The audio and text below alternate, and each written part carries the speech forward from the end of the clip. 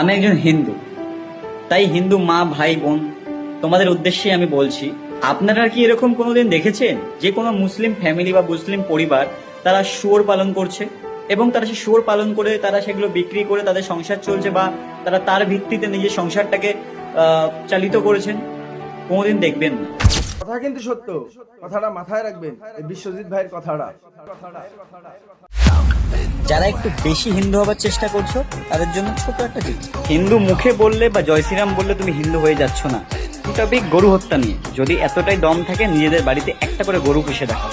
আমি পুষেছি, তাই আমি কথাটা বলছি। আজকে থেকে না, অলরেডি 2 মাস ধরে আমি পুষছি। তো গৌমাতার প্রতি ভালোবাসা এবং নিজের ধর্মের দিকে তাকিয়ে। আমি একজন হিন্দু, তাই হিন্দু মা ভাই বোন তোমাদের উদ্দেশ্যে আমি বলছি, আপনারা কি এরকম কোনোদিন দেখেছেন যে কোনো মুসলিম ফ্যামিলি বা মুসলিম পরিবার তারা শুয়োর পালন করছে এবং তারা সেই শুয়োর পালন করে তারা সেগুলো বিক্রি করে তাদের সংসার চলছে বা তারা তার ভিত্তিতে নিজের সংসারটাকে চালিত করেছেন? কোনোদিন দেখবেন না। যেহেতু তাদের ধর্মে সেই নির্দিষ্ট পশুটাকে বলি দেওয়া বা তার মাংস বিক্রি করার জন্য বিধিনিষেধ থাকার জন্য তারা সেই কাজ থেকে বিরত থাকে বা দূরে থাকে। তো ইসলাম ধর্মের যে প্রথম কুরবানির স্টোরিটা সেটা আপনাদেরকে আমি অল্প করে শোনাচ্ছি, একটু শুনবেন মন দিয়ে। প্রফেট ইব্রাহিম তিনি স্বপ্ন দেখেন ওনার পুত্র ইসমাইল আল্লাহর জন্য উনি ওনার পুত্রকে উৎসর্গ করছেন। এই স্বপ্নটি তিনি সেই মুহূর্তে দেখেন। ইসমাইল কথাটা জানার পরে ইসমাইল নিজেকেই কুরবানি দেওয়ার জন্য প্রস্তুত হয়ে যায়। তারপরে প্রফেট ইব্রাহিম নিজের সন্তানকে কুরবানির জন্য প্রস্তুত করেন আল্লাহর কাছে। তারপরে ইসমাইলকে কুরবানি দেওয়ার সময় দেখেন যে ইসমাইল আর নিজের জায়গাতে নেই। সেখানে একটি ইংলিশে রাম বলে এবং আমাদের চলিত বাংলা ভাষায় সেটাকে বলা হয় ভেড়া বা মেষ বলা হয়।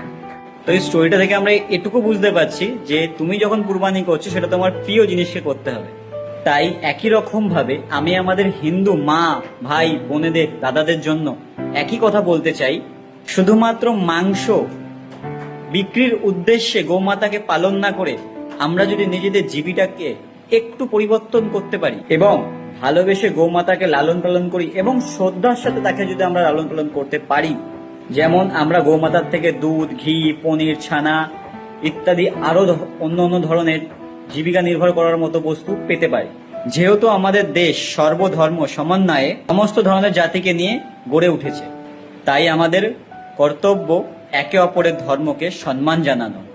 এভাবেই যদি সমাজ দাঙ্গা, খুনোখুনি, মারামারি সবকিছু থেকে যদি বিরত হতে পারে, মুক্ত হতে পারে, তাহলে আমরা সবাই ভালো থাকবো এবং এই মার দাঙ্গা কাঠ থেকে দূরে থাকবো। এটা সাধারণ মানুষ হিসাবে একটা ছোট বার্তা। আমাদের এখানে কিন্তু এই দুর্গাপূজা মুর্গাপূজা একটা ভালো জিনিস হয়। সেটা কিরকম জানো? আমরা আখ বলি দেই, চাল কুমড়ো বলি দেই। দেখো একটু কম পয়সায় কি কোনো বলি টলি হয় না? তুমি কি সবসময় বড় বড় জিনিস চাইছে?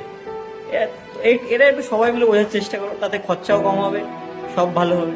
একটু টাকা কি মানে ব্যবসা করার জন্য আপনারা নিয়েছেন, আপনাদেরকে আমাদের কিচ্ছু বলার নেই। কিন্তু একটা জায়গাতে খারাপ আমাদেরও লাগছে যে আপনারা টাকাটা দিয়ে কিনেছেন, কিন্তু তো সরকারের নিয়ম অনুসারে সরকারের কথা মেনে চলুন এবং সরকারের বিধি যেগুলো সরকার তৈরি করছে বিধিনিষেধ সেগুলোকে মেনে চলুন। এবং আমরা সরকারকে এই প্রস্তাবটাও দিতে পারি যে সরকার আমাদেরকে ট্রেনিং দিক, যাতে আমরা গোমূত্র আর গোমল দিয়ে ফার্টিলাইজার থেকে শুরু করে বিভিন্ন ধরনের সার কিভাবে তৈরি করতে পারি, তার গোমূত্র বা গোবর এইগুলো দিয়ে কিভাবে একটা ইন্ডাস্ট্রি তৈরি হতে পারে, সেই কাজটাকে সবার সামনে তুলে ধরুন।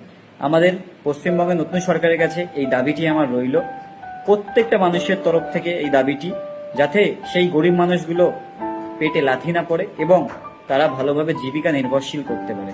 কোনো মানুষ নিজে থেকে এরম ধরনের কাজ করতে চায় না। তাদের উদ্দেশ্য একটাই হয় যে তারা নিজেরা ভালোভাবে থাকবে, ভালোভাবে খাবে, ভালোভাবে চলবে।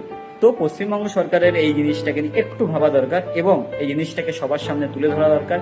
তাই আমার কর্তব্য আমি পালন করেছি, আপনারা আপনাদের কর্তব্যটা অবশ্যই পালন করবেন। যদি ভিডিওটা ভালো লেগে থাকে সবাই প্লিজ একটু শেয়ার করবেন, একটু পাশে থাকবেন।